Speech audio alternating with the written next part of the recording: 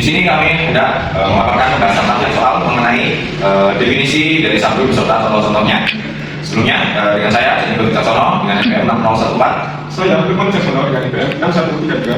Saya Jendral Wicaksono dengan NPM 6559. Saya Yudhindra Dewi dengan NPM 6099. Saya Segi Sumarani dengan NPM 605. Selamat menyaksikan.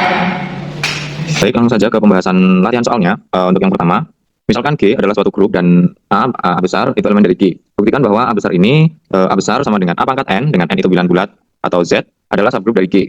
G, untuk membuktikan bahwa A ini itu adalah subgrup dari G, maka kita harus membuktikan 4 sifat. 4 sifat.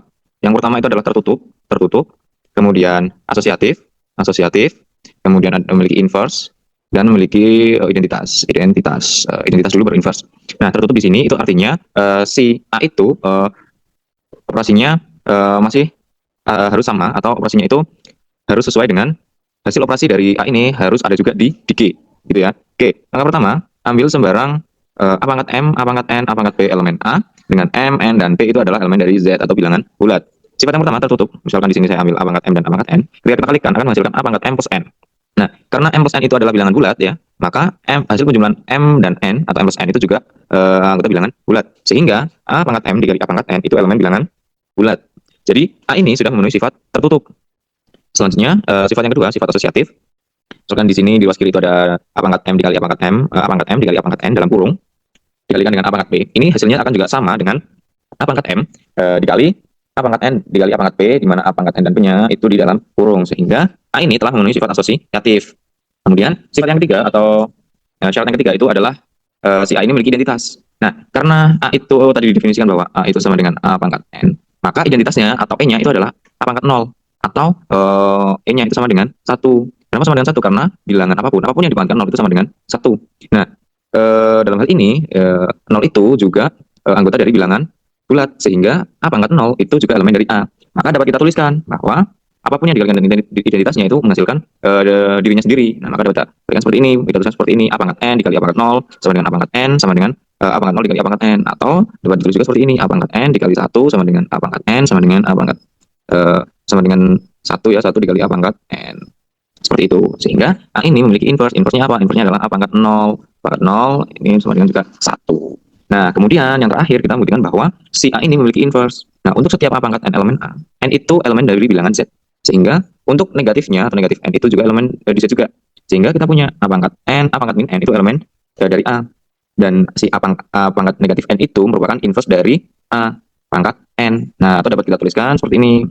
Nah, bilangan ketika apapun yang dikalikan dengan inverse-nya itu akan menghasilkan identitas. Nah, kita tahu bahwa identitasnya itu adalah A pangkat 0. Maka dapat dituliskan A pangkat N dikalikan A pangkat negatif N itu sama dengan A pangkat 0 atau E atau juga 1. Nah, ini itu gunakan sifat eksponen atau sifat perpangkatan.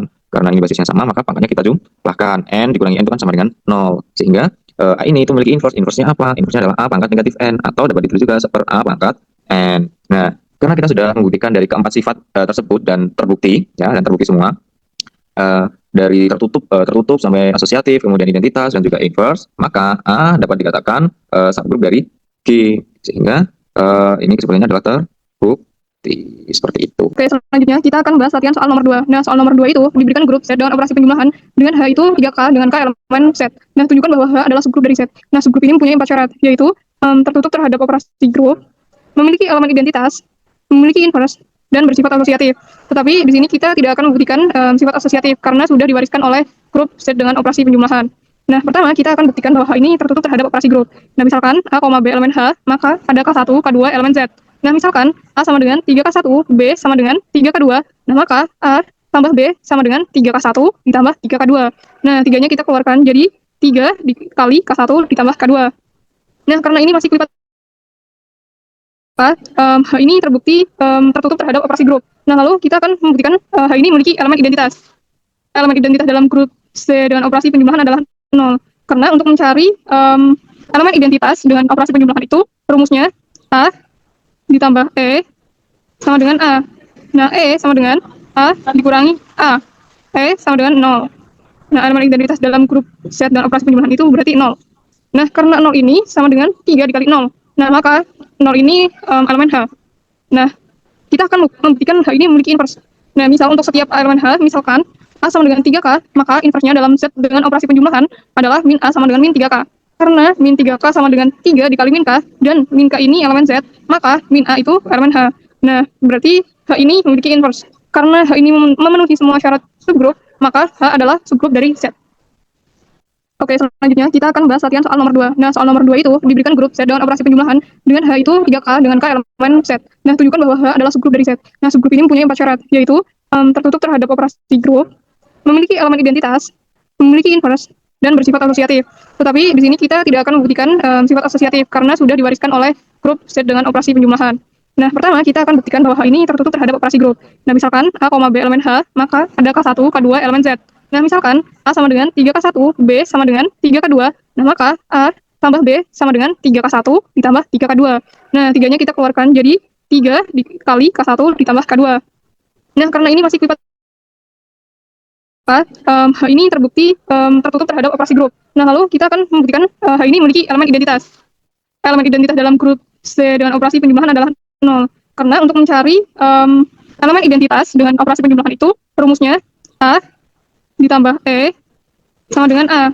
Nah, E sama dengan A dikurangi A. E sama dengan 0. Nah, elemen identitas dalam grup Z dengan operasi penjumlahan itu berarti 0. Nah, karena 0 ini sama dengan 3 dikali 0. Nah, maka 0 ini elemen H. Nah, kita akan membuktikan H ini memiliki inverse. Nah, misal untuk setiap elemen H, misalkan A sama dengan 3K, maka inversnya dalam Z dengan operasi penjumlahan adalah min A sama dengan min 3K. Karena min 3K sama dengan 3 dikali min K, dan min K ini elemen Z, maka min A itu elemen H. Nah, berarti H ini memiliki inverse. Karena H ini memenuhi semua syarat subgrup, maka H adalah subgrup dari Z. Kemudian pembahasan soal nomor 3, yaitu diketahui bahwa Z6 dengan operasi penjumlahan modulo 6 adalah suatu grup dengan B merupakan subset dari Z6 di mana anggota B adalah 024. Tunjukkan apakah B merupakan subgrup dari Z6. Penyelesaiannya yaitu kita dapat membuktikan bahwa B merupakan subgrup dari Z6 dengan memeriksa sifat-sifat subgrup pada B. Yang pertama kita akan membuktikan sifat tertutup.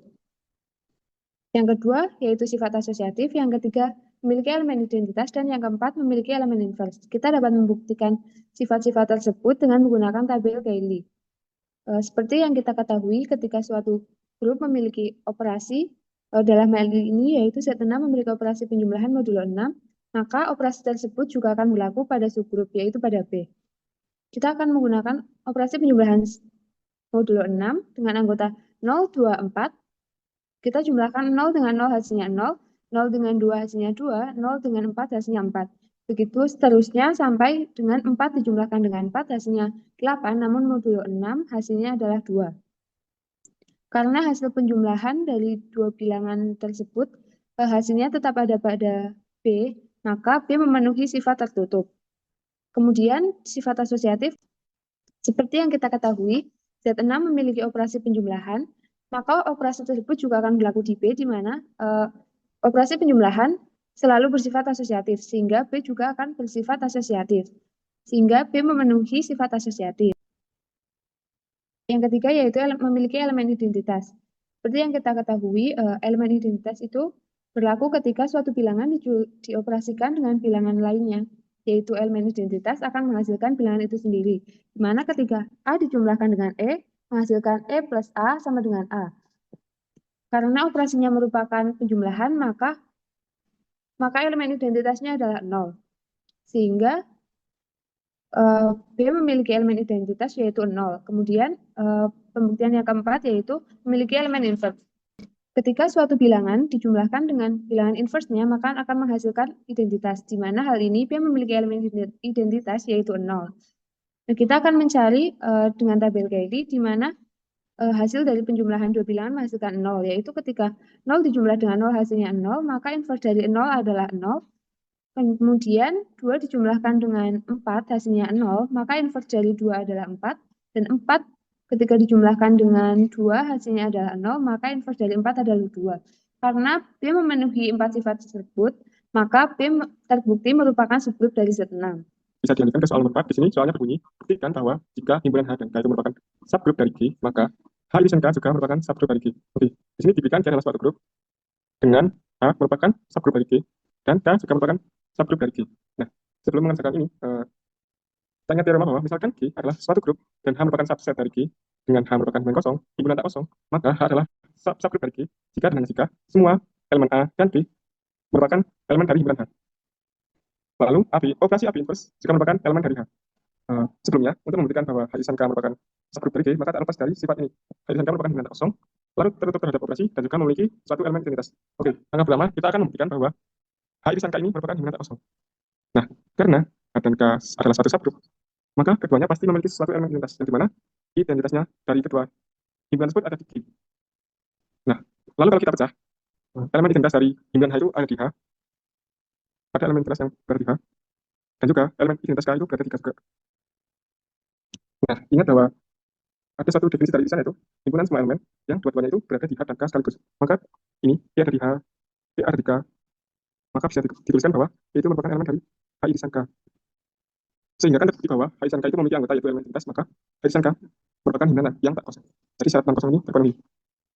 Lalu langkah yang kedua yaitu, misal kita ambil dua elemen A, B yang merupakan anggota H irisan K. Artinya bahwa A ini merupakan elemen himpunan H dan juga A merupakan elemen himpunan K. Bisa kita tuliskan seperti ini. Lalu B juga sama. B merupakan elemen dari H dan juga B elemen dari K. Bisa kita tuliskan seperti ini. Nah, untuk selanjutnya kita akan mengecek bahwa operasi AB ini tertutup dalam suatu operasi. Yang akan kita cek bukan AB-nya, melainkan sesuai dengan teorema ini, yang kita cek adalah AB inverse. Begitu. Kita cek apakah AB inverse ini elemen H irisan K. Nah, dari sini kan A elemen H, B juga elemen H, bisa kita tuliskan seperti ini. Dengan H merupakan subgrup, maka ketika A kita operasikan dengan B inverse, ini akan berada di H. Lalu, di sini ada K yang merupakan, di sini ada A yang merupakan elemen dari K, dan juga B yang merupakan elemen dari K. Nah, karena A dan B merupakan elemen K, dan K merupakan subgrup, maka ketika A kita operasikan dengan B inverse, maka hasilnya akan tetap berada di K itu sendiri. Nah, karena karena H irisan K ini memenuhi himpunan tak kosong, kemudian tertutup terhadap operasi, dan juga memiliki elemen identitas tadi ini, maka terbukti bahwa H irisan K ini adalah subgrup dari G. Baik, untuk selanjutnya soal yang terakhir yaitu tentukan order elemen dari Z7 dengan operasi perkalian modulo 7. Sebelumnya kita di pendefinisian terlebih dahulu, bahwasanya order dinyatakan dalam mutlak G seperti ini. Nah, order sendiri artinya banyaknya elemen dari sebuah grup yang itu tuh berhingga atau tak berhingga. Selanjutnya untuk order elemen. Jika G merupakan sebuah grup dan G kecil ini elemen dari grup, maka order dari elemen G tersebut adalah ordernya ini adalah bilangan bulat positif terkecil N, sedemikian sehingga G pangkat N sama dengan E, di mana E di sini yaitu elemen identitas. Nah, untuk notasinya order itu seperti ini. Elemen G dikatakan mempunyai order tak hingga jika tidak ada bilangan bulat N yang memenuhi persamaan tersebut. Untuk menjawab soal nomor 5, yaitu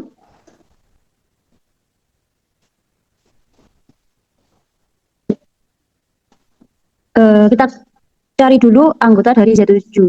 Nah, anggota dari Z7 sendiri yaitu 1, 2, 3, 4, 5, dan 6. Tadi disebutkan bahwasanya order itu merupakan banyaknya elemen, yang dimana G pangkat N itu sama dengan E. Pertama kita harus mencari G ini elemen dari ini. Nah, 1 pangkat berapa yang nanti hasilnya identitas. Identitas dari operasi Z7 dengan operasi perkalian modulo 7, yaitu identitasnya adalah E sama dengan 1.